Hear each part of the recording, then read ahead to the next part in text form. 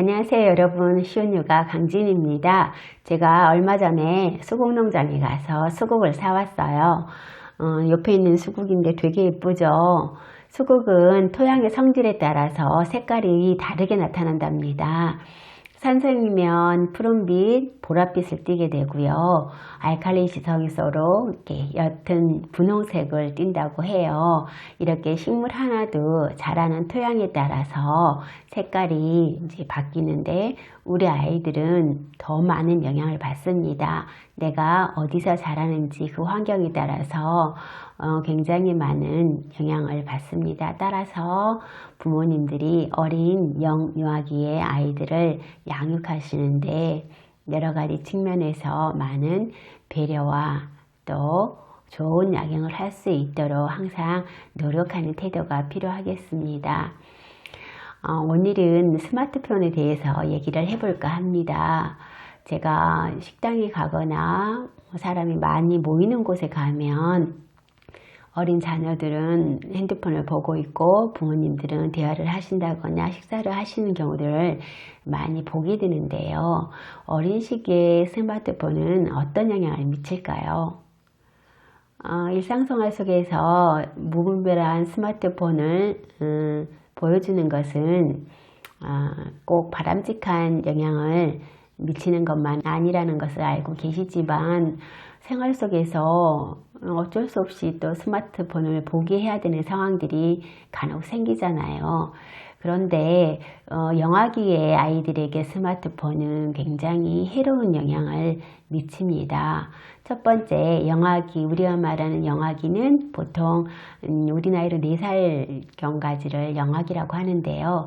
이 시기는 감각 운동기라고 해서 감각적인 경험과 운동적인 경험으로 세상을 알아가는 시기입니다. 즉 아이들이 눈으로 보고 냄새 맡고 맛보고 듣고 만져보고 조작해보는 이런 감각적인 활동을 통해서 또 내가 뛰어보고 올라가보고 만져보고 굴려보고 하는 운동적인 경험을 통해서 세상의 이치나 사물의 개념들을 알아가기 시작합니다.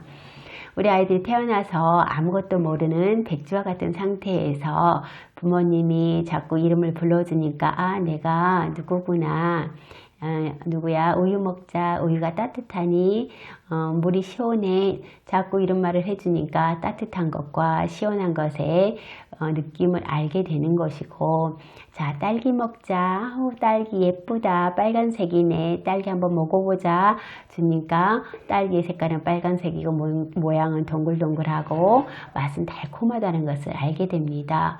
그리고 바나나, 딸기, 사과, 배, 제가 말하는 이런 과일들이 이미 머릿속에서 연상되어 지시죠. 그것은 우리가 살아오면서 수많은 경험 속에서 맛보고 냄새 맡아보고 모양도 보고 속도 보고 했던 여러 가지 경험들을 통해서 그 이미지와 느낌과 식감이 연상되어지는 것이에요. 그래서 우리 아이들은 세상에 태어나서 아무것도 모르는 그런 백지와 같은 상태에서 하나씩 경험했던 것들이 저장되어지면서 개념을 알아가고 지식이 쌓여가고 발달이 이루어지게 되는 것입니다.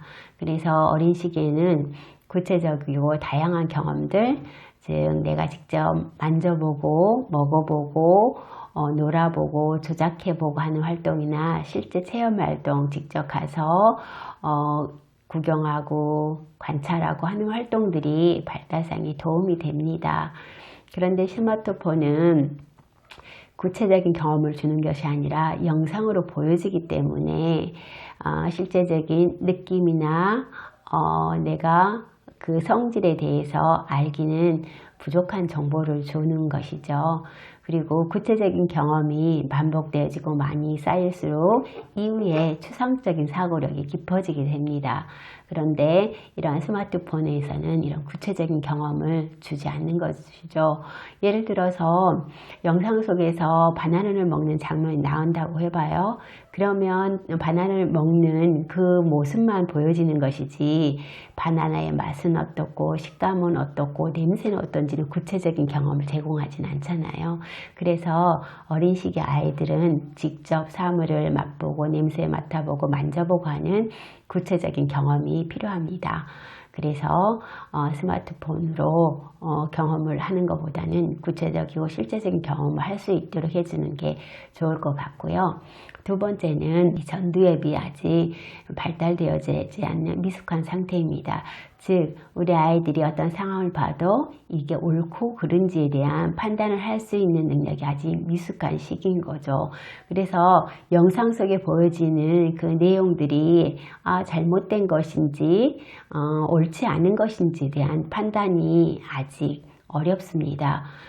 그런 상태에서 자극적이고 폭력적이거나 문제되는 영상을 본다고 하면 우리 아이들은 옳고 그름에 대한 판단이 없기 때문에 그냥 모방해서 따라하게 되는 것이죠. 그래서 간혹 조금 큰 아이들도 영상 속에 있는 현실을 구별하지 못하고 행동으로 나타나서 사회적인 문제를 일으키는 경우도 있잖아요. 그래서 우리 아이들이 어느 정도 사고력이 성장하는 그 시점까지는 자극적인 영상이라든지 스마트폰을 경험하는 그런 경험들을 되도록이면 줄일 수 있도록 해주는 게 좋겠습니다. 부득이하게 핸드폰을 주어야 되는 경우라면 그 영상 속에서 나오는 여러 가지 내용들을 부모님과 함께 상호작용하면서 옳고 그름을 아이들이 알게 해주고 그 상황들이 바람직한 것인지 바람직하지 않는 것인지에 대해서 대화를 나누면서 보시는 게 좋겠습니다. 여러분, 스마트폰은 일상 속에서 없어서는 안 될 굉장히 중요한 도구와 수단이 되었습니다. 저희도 출근할 때 지갑을 가지고 나오지 않으면 그냥 가나 핸드폰을 놓고 왔을 때는 다시 들어가서 갖고 나오는 그런 상황. 핸드폰을 놓고 오면 왠지 불안하고 하루 일이 잘 처리되지 않는 그런 조급함을 느끼게 되는데요. 이만큼 일상생활 속에서 차지하는 영역이 굉장히 다양하며 중요한 의미를 갖고 있지만 우리 어린 자녀들에게는 핸드폰을 주는 것을 한 번 더 생각해보고 내가 편하고자 내가 좀 더 일상생활 속에서 내 시간을 갖고자 그 도구로 주는 것은 바람직하지 않는 것 같습니다. 다시 한번 정리할게요. 영유아기 어린 자녀들에게 핸드폰은 조금 자제시키는 게 좋은데 첫 번째 이유는 영유아기 아이들은 구체적인 경험을 해야 되는 시기이다. 구체적인 경험을 통해서 세상의 이치와 개념을 알아가는 시기이기 때문에 영상으로 보여지는 스마트폰으로 하는 그 시간들을 조금 자제하고 일상생활 속에서 다양한 사물을 가지고 노는 시간을 많이 할애를 하자. 두 번째는 전두엽이 발달되지 않는 어린 시기에 사고와 판단을 할 수 있는 미숙한 단계이기 때문에 우리 아이들의 전두엽이 어느 정도 성장하는 그 시점부터 노출시켜주는 게 좋겠다. 이렇게 정리하겠습니다. 여러분 감사합니다.